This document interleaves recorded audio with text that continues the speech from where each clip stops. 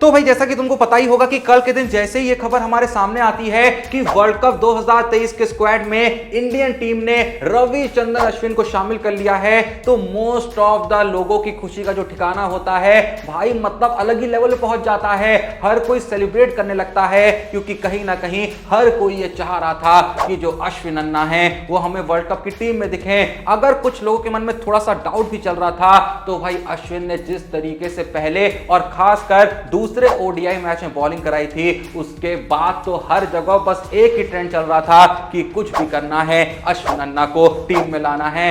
मतलब भैया वार्नर की तो मार के रख ली थी। वार्नर बेचारे लेफ्ट हैंडेड आए थे और राइट हैंडेड खेल के राइट हैंडेड में भी आउट होकर पवेलियन लौटे थे। और शायद तुमने भी नोटिस करा होगा कि पिछले कुछ दिन से मैं अपनी वीडियोस में इस बारे में लगातार बात करता रहता था कि यार कुछ भी करके अश्विन को वर्ल्ड कप में ले जाना चाहिए, चाहे कुछ भी हो जाए उसे लेके ही जाना चाहिए। इवन जब तक ये ऑस्ट्रेलिया वर्सेस इंडिया की सीरीज भी शुरू नहीं हुई थी, बस अश्विन को टीम में शामिल करा गया था सीरीज के लिए, तब से मैं ये कह रहा था कि यार अश्विन जो है अगर वो वर्ल्ड कप में चले जाए ना तो मजा आ जाएगा।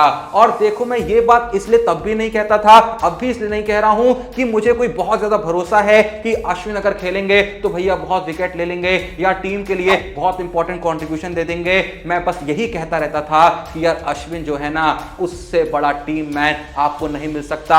अगर वो टीम में है तो भाई वो हर चीज देने को तैयार हो जाएगा, वो सब कुछ लुटाने को तैयार हो जाएगा, लेकिन कुछ भी करके इंडियन टीम को जिता के रहेगा। उसके बाद भी जीते या ना जीते वो भी बात की बात है, लेकिन आप इस बारे में एक कमेंट कर ही नहीं पाएंगे कि भाई इसने अपनी तरफ से पूरा जोन नहीं लगाया। हाँ अश्विन की एज अच्छी खासी हो चुकी है, 37 के करीब हो गए हैं, वहां पे शायद उनकी फिटनेस भी वैसी नहीं होगी, लेकिन मैं फिर भी तुमको कह रहा हूं उसके बावजूद भी वो बंदा तुमको फील्ड पे अपना 100 क्या अपना 500% देते हुए दिखेगा, चाहे फील्डिंग करते हुए, चाहे बैटिंग करते हुए, चाहे बॉलिंग करते हुए। और तुमको याद है, जरूर याद होगा कि इसी भारत और ऑस्ट्रेलिया सीरीज का जब पहला ओडीआई मैच खत्म हो गया था तो सभी लोग जहां भैया मस्त एंजॉय कर रहे थे, ऑस्ट्रेलियन प्लेयर्स भारतीय प्लेयर्स के साथ आपस में बातचीत कर रहे थे, गप्पे शप्पे मार रहे थे, तो वहीं पे अश्विन क्या कर रहे थे, मैच खत्म होते ही वो पैड पहनते हैं, हेलमेट पहनते हैं और बैट लेके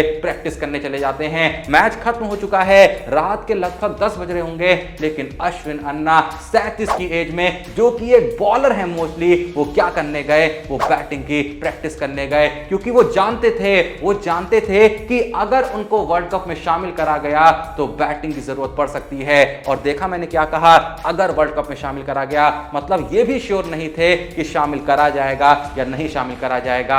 अगर शामिल करा गया तो वहां पे कोई कमी ना खले, उसकी तैयारी वो पहले से कर रहे थे। अगर तुम्हें लग रहा है कि मैं अश्विन की कुछ ज्यादा ही तारीफ कर रहा हूं तो भाई अभी तक मैंने जितना कुछ भी कहा है ना सब भूल जाओ। तुमको अब जो मैं बता रहा हूं बस वो सुनो, तुम मेरी बात अपने आप समझ जाओगे। जैसे ही कल के दिन अश्विन का वर्ल्ड कप 2023 में सिलेक्शन होता है तो जब उनका इंटरव्यू लिया जाता है, उनसे पूछा जाता है कि आखिर अब आप वर्ल्ड कप 2023 में जा रहे हैं तो यहां पे आपका प्लान क्या होने वाला है। एक लंबे वक्त के बाद आपने ओडीआई में रिटर्न करा, मात्र 2 मैच खेले और आप वर्ल्ड कप में जा रहे हैं, तो कुछ तो आपने प्लान किया होगा ना। तो जो जवाब देते हैं अश्विन, आप अपने आप समझ जाओगे, जैसा मैंने कहा कि आखिर मैंने अश्विन के बारे में इतनी सारी बातें कही क्यों। पर वो देखने से पहले भाई जहां मैंने जिक्र करा वर्ल्ड कप 2023 का, देखो भाई वर्ल्ड कप का बेसब्री से इंतजार कर रहे हैं क्योंकि मैचेस इतने शानदार होने वाले हैं, तो आखिर इंतजार क्यों ना करें। लेकिन क्या वर्ल्ड कप में बैठ के सिर्फ मैच ही देखोगे क्या? अलग अलग प्लेटफॉर्म पे टीम बनाओगे, प्रेडिक्शन वगैरह करोगे, क्योंकि पैसा भी तो कमाना है ना। तो भाई बैठा है मदद करने के लिए, भाई कुछ भी नहीं करना है। डिस्क्रिप्शन में लिंक मौजूद है इंडिया की नंबर 1 लेडीज टिपर आकांक्षा प्रेडिक्शन का, जो कि भैया एक नंबर प्रेडिक्शन करती हैं, इतनी एक्यूरेट प्रेडिक्शन जो आपको कहीं मिल ही नहीं सकती। और भाई बहुत लोग हैं इंडिया में और बाहर भी जो आपको इतनी एक्यूरेट प्रेडिक्शन देने के लिए पैसे वगैरह चार्ज करते हैं, कोई 1000 कोई 2000, लेकिन भाई यहां पे आपको सब कुछ फ्री में मिलने वाला है। डिस्क्रिप्शन में लिंक मौजूद है इनके टेलीग्राम चैनल का, जाइए जाके ज्वाइन कर लीजिए। वर्ल्ड कप में भी और फिलहाल भी कहीं भी जो मैचेस चल रहे हैं, हर मैच की एकदम एक्यूरेट प्रेडिक्शन देखने को मिलेगी।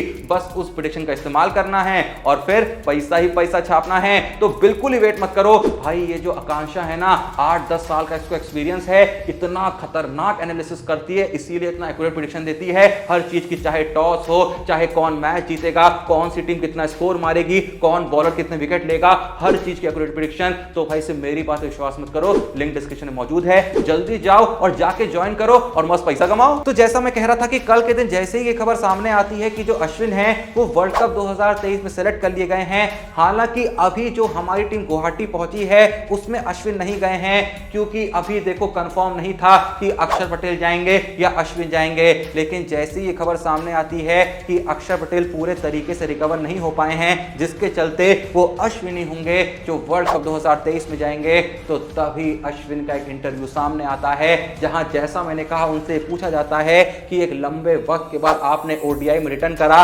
मात्र 2 मैच खेले जिसमें अच्छी खासी परफॉर्मेंस भी दी और अब आप वर्ल्ड कप में जा रहे हैं इंडियन टीम को रिप्रेजेंट करने, जो कि बहुत ही सौभाग्य की बात है। तो क्या आपका वहां के लिए कोई स्पेसिफिक प्लान होने वाला है? तो पता है अश्विन क्या कहते हैं? अश्विन कहते हैं देखिए प्लान होगा नहीं होगा, क्या होगा कैसा होगा, ये सब तो बेकार की बातें हैं, ये सब बात की बातें हैं। यहां पे मैं बस आपको इतना कहना चाहता हूं कि अगर मैं टीम को रिप्रेजेंट करने, अगर मैं देश को रिप्रेजेंट करने वर्ल्ड कप में जा रहा हूं, तो आप मुझसे ये तो उम्मीद बस रख सकते हैं कि मैं वहां पे अपना सब कुछ झोंक दूंगा, मैं वहां पे अपना 100% दूंगा। मेरे अंदर जितनी काबिलियत होगी उसका एक एक कतरा मैं वहां पे निचोड़ देने वाला हूं। मतलब कुल मिला के जो क्वालिटीज मैं अश्विन की आपको थोड़ी देर पहले बता रहा था, उन्हीं क्वालिटीज को रिप्रेजेंट करते हुए अश्विन ने भी वही बात कह डाली जो मैं कह रहा था। देखो असल में यही एक छोटा सा फर्क होता है अच्छे प्लेयर में और अच्छे स्पोर्ट्समैन में। जब हम किसी को अच्छा प्लेयर बोलते हैं तो हम उनकी अच्छी बैटिंग की बात कर रहे होते हैं, अच्छी बॉलिंग की बात कर रहे होते हैं, कभी कभी अच्छी फील्डिंग की बात कर रहे होते हैं। लेकिन जब हम अच्छे स्पोर्ट्समैन होने की बात कर रहे होते हैं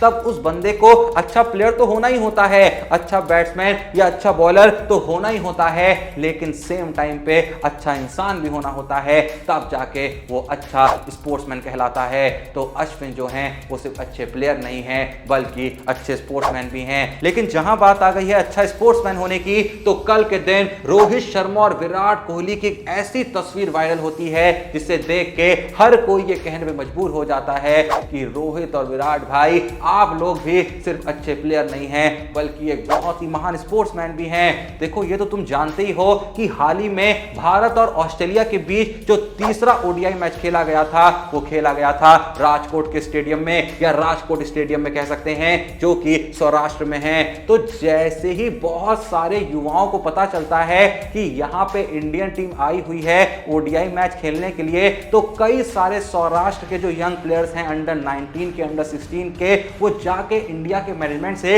ये रिक्वेस्ट करते हैं कि क्या हमें इंडियन टीम के प्लेयर्स के साथ एक आध फोटो और ऑटोग्राफ वगैरह मिल सकती है। अब देखो इंडियन टीम जो थी वो बहुत थकी हुई थी और सेम टाइम पे उनको निकलना भी था गुवाहाटी के लिए इंग्लैंड के साथ वार्म अप मैच खेलने के लिए। पर तभी जब उन सारे ही युवाओं को मना कर दिया जाता है कि आप लोग अभी ऑटोग्राफ और फोटो नहीं ले सकते हैं क्योंकि प्लेयर्स बहुत थके हुए हैं, उनको रेस्ट भी करना है क्योंकि जल्द ही उनको फ्लाइट भी पकड़नी है, तो कुल मिला के पूरे तरीके से उन युवाओं को नकार दिया जाता है। पर तभी जब ये बात पता चलती है रोहित शर्मा और विराट कोहली को, तो यही दो इंडियन प्लेयर्स होते हैं जो सामने से उन प्लेयरों के पास जाते हैं, उन युवाओं के पास जाते हैं और कहते हैं खींचिए जितनी फोटो खींचनी है, लीजिए जितनी ऑटोग्राफ लेनी है। बस इसी के साथ वो दोनों भी इस बात के प्रमाण बन जाते हैं कि अच्छा प्लेयर होने में और अच्छा स्पोर्ट्समैन होने में जमीन आसमान का फर्क होता है। वैसे जो भी ये वीडियो देख रहा है, आप लोगों से एक बहुत ही कठिन सवाल पूछूं,